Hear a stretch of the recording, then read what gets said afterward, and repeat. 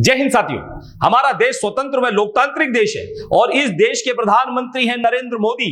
हर देश के प्रधानमंत्री या राष्ट्रपति के द्वारा उस देश की छवि को दूसरे देशों के समान बनाती है, यानी कि देश के प्रधानमंत्री ही देश की छवि को ऊंचाइयों पर ले जा सकते हैं या फिर धरातल पर गिरा सकते हैं। विश्व के सभी देशों की छवि अपने अपने स्तर पर है और उनके राष्ट्रीय अध्यक्षों की छवि भी, परंतु भारत के विश्व नेता की छवि लगातार संकट में आती जा रही है। वैश्विक मंच पर कई बार ऐसे मौके आए जब हमारे विश्व नेता से देश को शर्मसार होना पड़ा। अपनी धर्मनिरपेक्षता, लोकतांत्रिक, समतावादी और समरस समाज के रूप में एक लोकप्रिय राष्ट्र के रूप में पहचान बनाने वाले भारत की छवि अब सांप्रदायिक, अल्पसंख्यक विरोधी और गैर बराबरी को बढ़ावा देने वाले राष्ट्र के रूप में की जाने लग गई है। 70 वर्षों में जो भारत ने अर्जित की थी बातें, वह सभी मोदी राज में गंवाई हैं। उनमें अंतरराष्ट्रीय जगत में उसकी गरिमा, सम्मान और साख प्रमुख हैं। भाजपा प्रवक्ता नुपुर शर्मा ने एक टीवी डिबेट में मोहम्मद पैगंबर के बारे में आपत्तिजनक टिप्पणी की और दूसरे प्रवक्ता नवीन जिंदल ने सोशल मीडिया पर सांप्रदायिक भावनाएं भड़काने वाले बयान तक दे डाले। इससे रोष फैलना स्वाभाविक था। पूरे देश में विवादित बयान पर विरोध प्रदर्शन हुए और नुपुर शर्मा की गिरफ्तारी की मांग तक हुई, परंतु मोदी जी ने अभी तक नुपुर शर्मा को गिरफ्तार नहीं होने दिया। बात यहीं तक नहीं ठहरी, अनेक अन्य देशों में भी भारत विरोधी बयान जारी हुए। कतर ने तो भारत देश को ही माफी मांगने की बात कह डाली, जो भारत के लिए बेहद अपमानजनक है। कई स्टोर से भारतीय उत्पाद हटा दिए गए और कूड़ेदानों पर मोदी जी की तस्वीर चस्पा कर दी गई।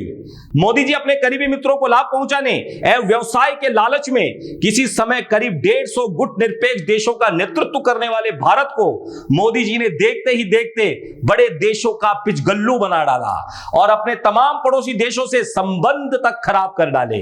दक्षिण में चीन के दबदबे के कारण और चीन की अर्थव्यवस्था के बोझ तले दबा श्रीलंका भी अब चीन के पाले में है। नेपाल और भूटान कभी भारत के सबसे मजबूत मित्र कहे जाते थे। वह मोदी जी की सरकार के आने के बाद नेपाल भारत सीमा पर विवाद चालू हुआ और विवाद के चलते नेपाल ने भारत को आंख दिखाना शुरू कर दिया। इसकी बड़ी वजह है मोदी जी की खराब छवि और चीन का बढ़ता सहयोग। भूटान के जरिए चीन ने भारत के डोकलाम में सीमा पर संघर्ष भी किया। म्यांमार के साथ भारत के रिश्ते लगातार कमजोर होते जा रहे हैं। चीन के बेल्ट एंड रोड की तुलना में भारत के निवेश और आर्थिक सहयोग के अन्य प्रस्ताव कहीं न कहीं छोटे पड़ गए हैं। दरअसल श्रीलंका और बांग्लादेश ही नहीं, म्यांमार और मालदीव में भी कमोबेश ऐसी स्थिति है और कूटनीतिक स्तर पर भारत के साथ होने के बावजूद यह देश चीन के साथ सहयोग को एक बड़े अवसर के रूप में आंकते हैं। पाकिस्तान हमेशा ही कश्मीर का राग अलापता रहता है और मोदी सरकार के आने के बाद कश्मीर में आतंकी घटनाओं में पहले की तुलना में इजाफा भी हुआ है। अफगानिस्तान से भी भारत के संबंध कुछ खास नहीं है। चीन ने सभी देशों को अपनी ओर खींचने में कामयाबी हासिल कर ली है और भारत ने मोदी के 8 साल के शासनकाल में भारत के पड़ोसी देशों के साथ विश्व के अन्य देशों का साथ भी खो दिया है। चीन ने भारतीय सीमा पर लद्दाख में रोड का निर्माण किया और गोलान घाटी में चीन के सैनिकों के साथ भारतीय सैनिकों की हिंसक झड़प हुई। उसमें भारतीय सेना के 20 से 25 जवान शहीद हो गए। यह पिछले 45 साल में पहली घटना है जब चीन के साथ कोई सैनिक संघर्ष हुआ। ऐसे ही डोकलाम विवाद, पेंगोंग झील पर पुल का निर्माण भी लगातार जारी है, परंतु देश के प्रधानमंत्री ने अभी तक इस पर कोई अपनी चुप्पी नहीं तोड़ी, कुछ नहीं बोले। जिस कूटनीति रणनीति के माध्यम से पहले की सरकारों ने उनसे मैत्री कर रखी थी और अपने दुश्मन पड़ोसियों को एकत्रित होने का मौका नहीं दिया, वे आज भारत के खिलाफ सम्मिलित ताकत बनते दिखाई देते हैं।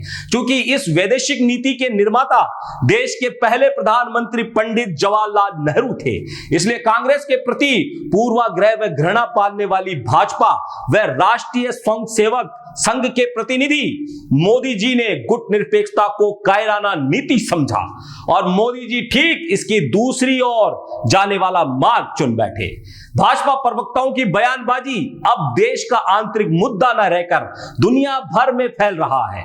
इसका कारण यह भी है कि अब पूरे विश्व में देश की छवि एक ऐसे राष्ट्र की बन गई जो अपने ही समुदाय के प्रति अनुदार व असहिष्णु है। एक दूसरे के प्रति प्रति पनपती घृणा, हिंसा व प्रताड़ना ने भारत को एक इस्लाम विरोधी समाज के रूप में नई पहचान दिलाई है। यह देश की सदियों से चली आ रही छवि के एकदम खिलाफ है, जिस दौरान अनेक धार्मिक समुदाय भारत के अभिन्न अंग बनते चले गए हैं, आज वही भारत के खिलाफ खड़े हैं। इससे देश की छवि क्या साफ हुई है या मैली हुई है, इसका जवाब आप खुद तय कीजिए। जय हिंद।